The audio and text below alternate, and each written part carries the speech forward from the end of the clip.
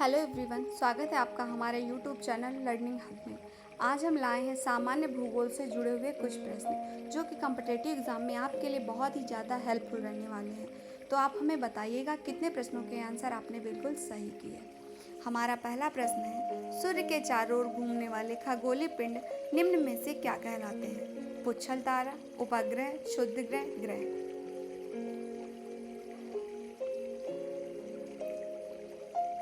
प्रश्न फिर से देखिए, सूर्य के चारों ओर घूमने वाले खगोलीय पिंड निम्न में से क्या कहलाते हैं? पुच्छल तारा, उपग्रह, क्षुद्र ग्रह, ग्रह।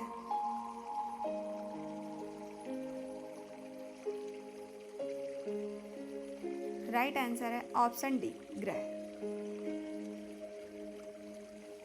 अगला प्रश्न है, महासागरीय सतह का निर्माण निम्न में से किस प्रकार की चट्टानों से हुआ है? परतदार, ग्रेनाइट, ग्रावो, बासाल्ट।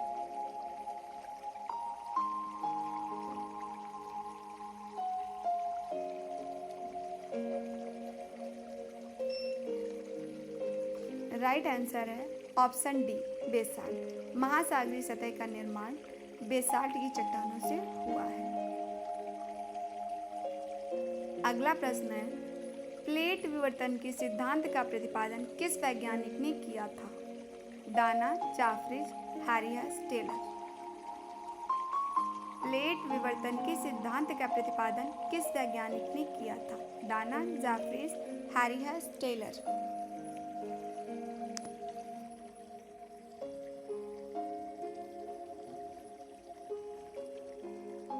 राइट आंसर है ऑप्शन सी, हैरियस। अगला प्रश्न है, सियाल सीमा तथा निफे के रूप में भूगर्भ का विभाजन निम्न में से किसके द्वारा किया गया? Daly, Suess, Vandergracht, Holmes.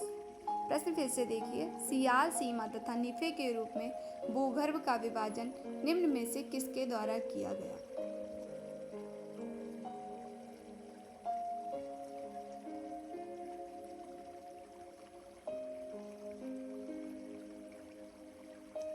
Right answer है ऑप्शन बी, स्वेस। स्वेस ने ही सियाल सीमा तथा निफे के रूप में भूगर्भ का विभाजन किया था। अगला प्रश्न है, निम्नलिखित में से पृथ्वी के केंद्र में पाया जाने वाला चुंबकीय पदार्थ कौन सा है? Diorite, basalt, granite, nickel.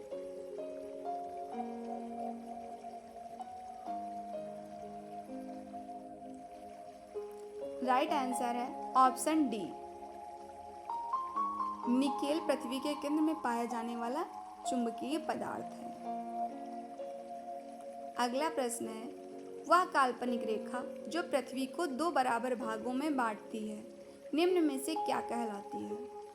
कर्क रेखा, भूमध्य रेखा, मकर रेखा या इनमें से कोई नहीं?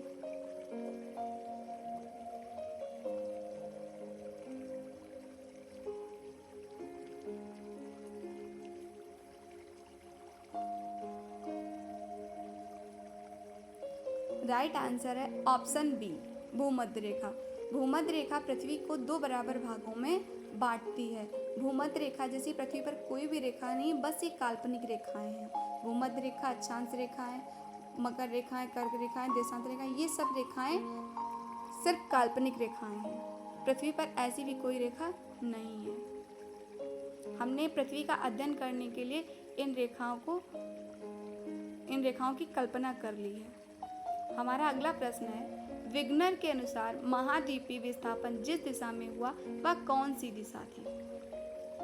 भूमध्य रेखा व दक्षिणी ध्रुव, भूमध्य रेखा व पूर्व, भूमध्य रेखा व उत्तरी ध्रुव, भूमध्य रेखा व पश्चिमी। प्रश्न फिर से देखिए, विग्नर के अनुसार महाद्वीपीय विस्थापन जिस दिशा में हुआ वह दिशा कौन सी है?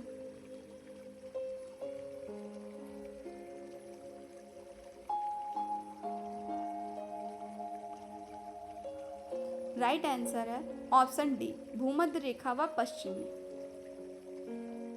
हमारा अगला प्रश्न है, प्लेट विवर्तन के सिद्धांत किस वर्ष प्रस्तुत किया गया था? 1975, 1965, 1960, 1875।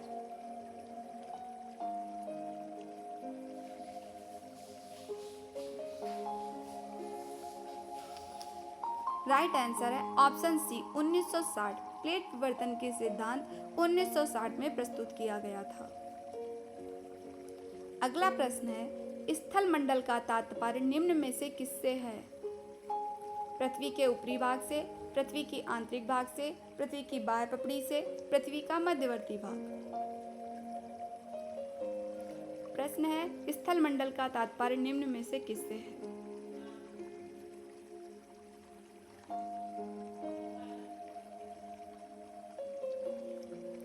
राइट आंसर है ऑप्शन सी, पृथ्वी की बाह्य पपड़ी। अगला प्रश्न है, निम्न में से सूर्य के चारों ओर घूमने वाले ग्रहों की कुल संख्या कितनी है? 8, 7, 6, 5।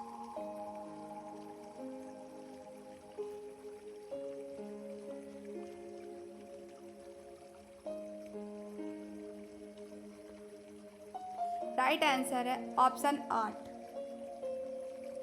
अगला प्रश्न है, स्वेस ने पृथ्वी के आंतरिक भाग को 3 भागों में बांटा था, इनमें कौन सा भाग नहीं है? सबस्ट्रेटम, सीमा, निफे, सियाल।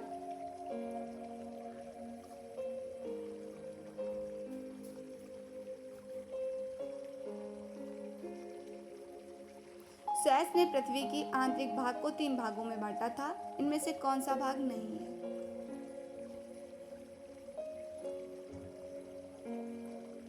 राइट आंसर है ऑप्शन ए, सबस्ट्रेटम। हमारा अगला प्रश्न है, निम्न में से कौन सौर मंडल का भाग नहीं है? ग्रह, क्षुद्र ग्रह, धूमकेतु, निहारिका। कौन सा सौर मंडल का भाग नहीं है?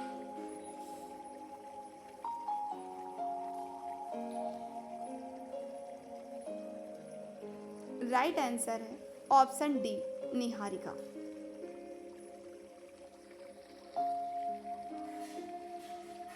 हमारा अगला प्रश्न है, दो देशांतर रेखाओं के बीच की दूरी निम्नलिखित में से किसके द्वारा नापी जाती है?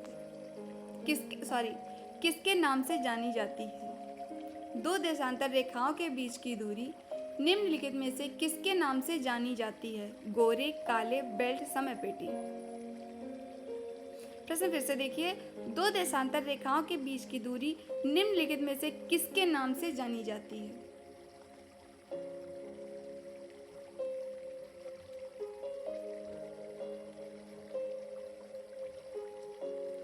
राइट आंसर है ऑप्शन ए, गोरे के नाम से जानी जाती है। हमारा अगला प्रश्न है, निम्नलिखित में से किस परत को बायोस्फीयर कहा जाता है? पृथ्वी की ऊपरी परत को, पृथ्वी की सबसे आंतरिक परत को, वायुमंडल की सबसे ऊपरी परत को, पृथ्वी की मध्यवर्ती परत को। प्रश्न है, किस परत को बायोस्फीयर कहा जाता है?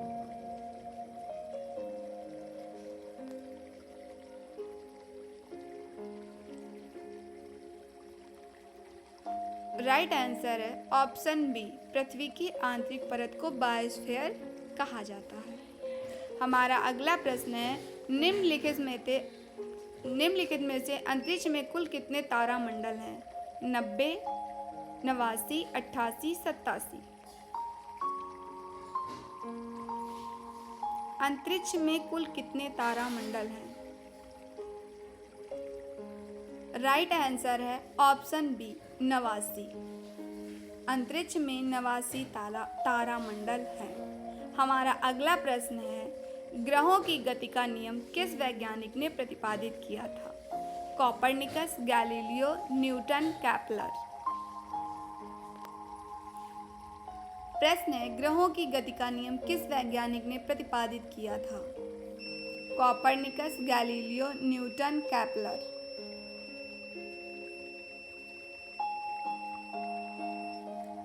राइट आंसर है option D, Kepler.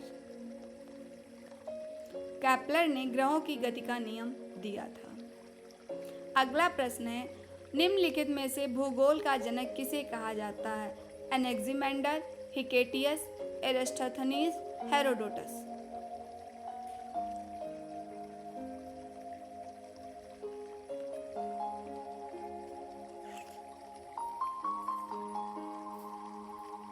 Right answer है ऑप्शन बी, हिकेटियस। अगला प्रश्न है, पृथ्वी के धरातल के निम्न में से कितने प्रतिशत भाग पर महाद्वीपों का विस्तार पाया जाता है? 25.5, 29.2, 35.6, 40.7।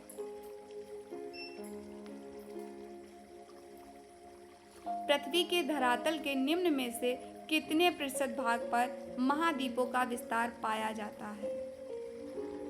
25.5, 29.2, 35.6, 40.7।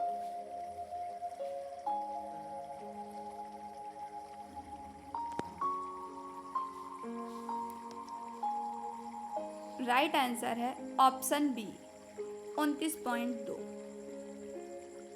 हमारा अगला प्रश्न है, दोनों ध्रुवों को जोड़ने वाली वह काल्पनिक रेखा जो भूमध्य रेखा को समकोण पर प्रतिच्छेदित करती है, निम्न में से क्या कहलाती है? अक्षांश, मध्यांश, देशांतर या कोई नहीं। प्रश्न फिर से देखिए, दोनों ध्रुवों को जोड़ने वाली वह काल्पनिक रेखा जो भूमध्य रेखा को समकोण पर प्रतिच्छेदित करती है, निम्न में से क्या कहलाती है? अक्षांश, मध्यांश, देशांतर या इनमें से कोई नहीं। राइट आंसर है ऑप्शन सी, देशांतर रेखाएं दोनों ध्रुवों को जोड़ती हैं और देशांतर रेखाओं को काटती हैं, देशांतर रेखा को काटती हैं। अगला प्रश्न है, सुनामी शब्द किस भाषा का शब्द है? जापानी, जर्मन, चीनी, पुर्तगाली।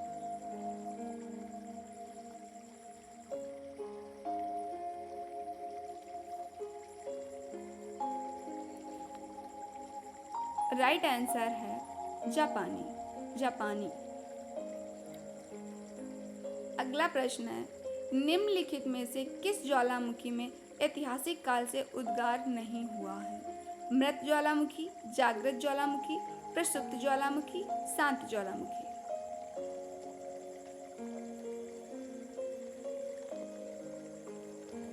किस ज्वालामुखी में ऐतिहासिक काल से कोई उद्गार नहीं हुआ है?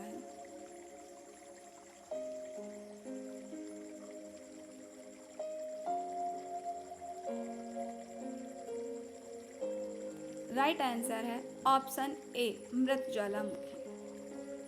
हमारा अगला प्रश्न है, निम्नलिखित में से अंतरराष्ट्रीय तिथि रेखा कहलाती है? 180 डिग्री देशांतर, 66.5 डिग्री अक्षांश, 0 डिग्री देशांतर या 0 डिग्री अक्षांश। निम्नलिखित में से कौन सी रेखा अंतरराष्ट्रीय तिथि रेखा कहलाती है?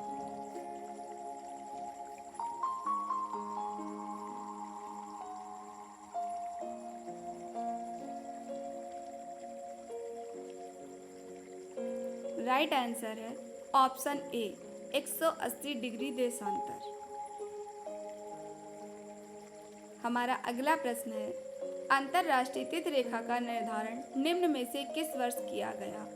1947 ईस्वी, 1884 ईस्वी, 1745 ईस्वी, 1662 ईस्वी। अंतरराष्ट्रीय तिथि रेखा का निर्धारण कब हुआ?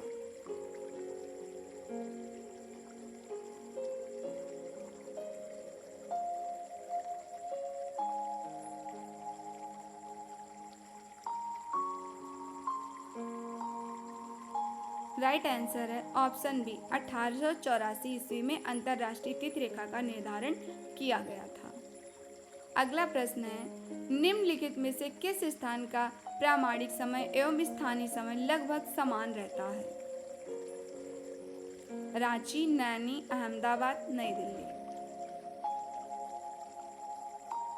प्रश्न फिर से देख लीजिए, निम्नलिखित में से किस स्थान का प्रामाणिक समय एवं स्थानीय समय लगभग समान रहता है?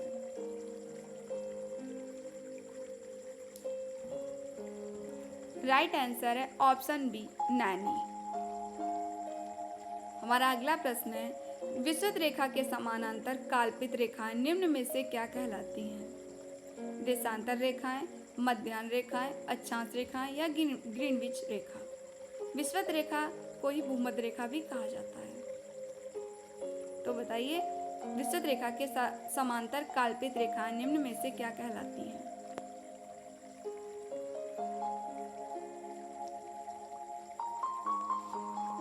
राइट आंसर है ऑप्शन सी, अक्षांश रेखाएं। हमारा अगला प्रश्न है, दो अक्षांश रेखाओं के बीच की दूरी लगभग कितनी होती है? 180 किलोमीटर, 180 मील, 111 किलोमीटर या फिर 111 मील।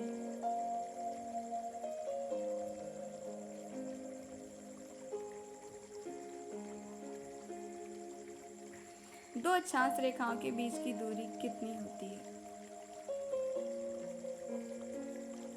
राइट आंसर है ऑप्शन बी, 121 मील। अगला प्रश्न है, निम्नलिखित में से देशांतर रेखाओं की संख्या कितनी है? 360, 180, 90 या 24।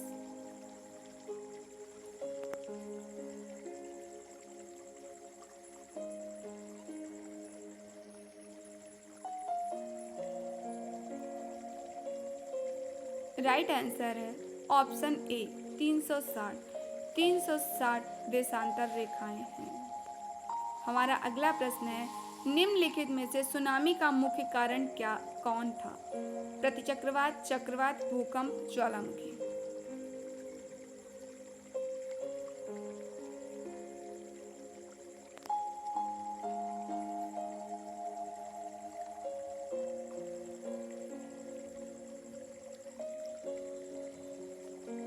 राइट आंसर है ऑप्शन बी, चक्रवात।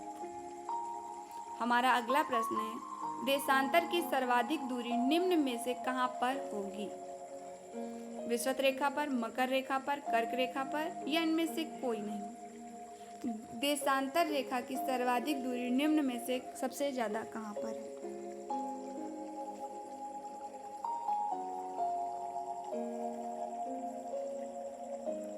राइट आंसर है ऑप्शन ए, विषुवत रेखा पर, क्योंकि ध्रुवों के पास वो जुड़ती हुई चली जाती हैं। अगला प्रश्न है, सिस्मोग्राफ निम्न में से किसका विज्ञान है? ज्वालामुखी, नदियां, भूकंप, पर्वत।